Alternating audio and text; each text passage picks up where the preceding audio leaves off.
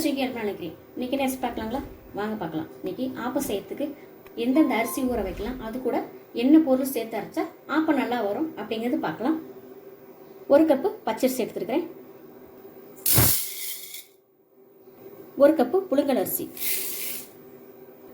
நாம் சாப்பாட்டுக்கு யூஸ் பண்ணுற அரிசி தாங்க. 2 ஸ்பூன் அளவு வெள்ளை உளுந்து சேர்த்துக்கலாம். 1/4 ஸ்பூன் வெந்தயம் சேர்த்துக்கலாம். அரிசியில் தண்ணி சேர்த்து நல்லா கழுவி எடுத்துக்கலாம். அரிசி நல்லா கழுவி எடுத்தாச்சு. இந்த அரிசி 4 மணி நேரம் நல்லா ஊறட்டுங்க. அப்போ தான் ஆப்பத்தை கரைக்கும் போது நல்லா வரும். 4 மணி நேரம் ஆச்சுங்க. அரிசி நல்லா ஊறிடுச்சு. அரிசியை நல்லா கழுவி எடுத்துட்டு அரைக்கலாம்.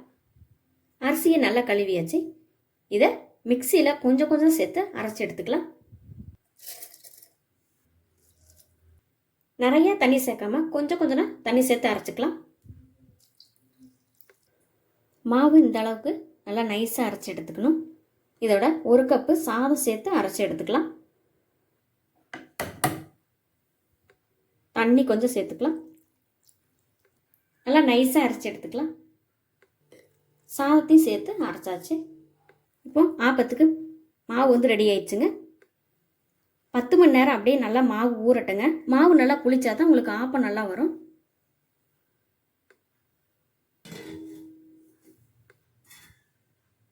ஆப்பத்துக்கு மாவு சூப்பராக ரெடி ஆயிடுச்சுங்க. வாங்க இப்போ ஆப்பம் எப்படி சேர்த்து பார்க்கலாம். ஆப்பம் செய்ய நமக்கு தேவையான அளவு மாவு எடுத்துக்கலாம்.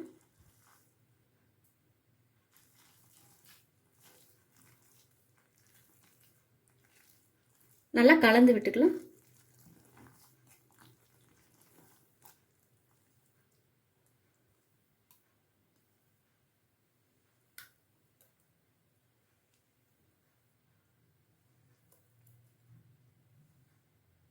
நமக்கு எவ்வளோ தேவையோ அந்த அளவுக்கு மாவு எடுத்தால் போதும்.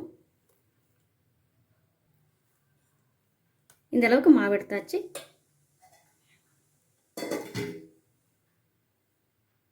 இந்த மாவுக்கு தேவையான உப்பு கொஞ்சம் சேர்த்துக்கலாம்.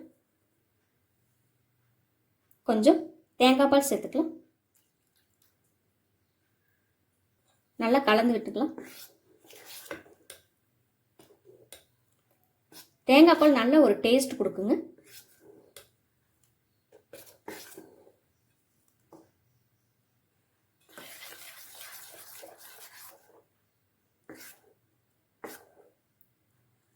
இந்த அளவுக்கு இருந்தாலே போதும். தண்ணி சேர்க்க தேவையில்லை. ஆப்பசட்டியில் மாவு ஊற்றி ரெடி பண்ணிக்கலாம்.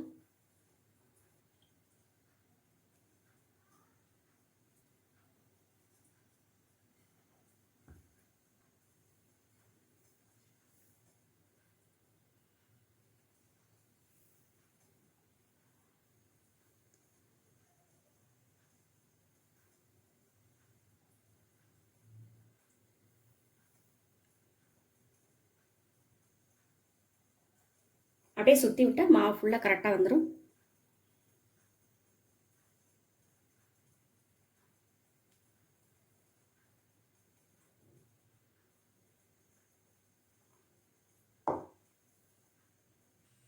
மேலே மூடி போட்டு வைக்கலாம். அடுப்பு மீடியம் ஃப்ளேமில் இருக்கட்டும்.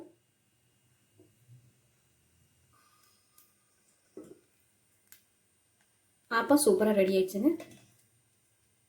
இந்த ஓரங்கள்லாம் ஆப்பம் தனியாகவே எடுத்து பாருங்க. இது ஆப்பம் ரெடி ஆயிடுச்சுன்னு அர்த்தம். இதை எடுத்துடலாம். ஆப்பம் சூப்பராக ரெடி ஆயிடுச்சுங்க.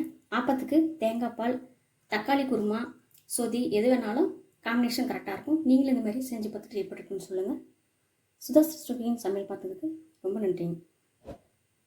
தேங்காய் பால் கெட்டி தேங்காய் பால் இருந்தால் சாப்பிட்றதுக்கு நல்லா டேஸ்ட் கொடுக்கும்.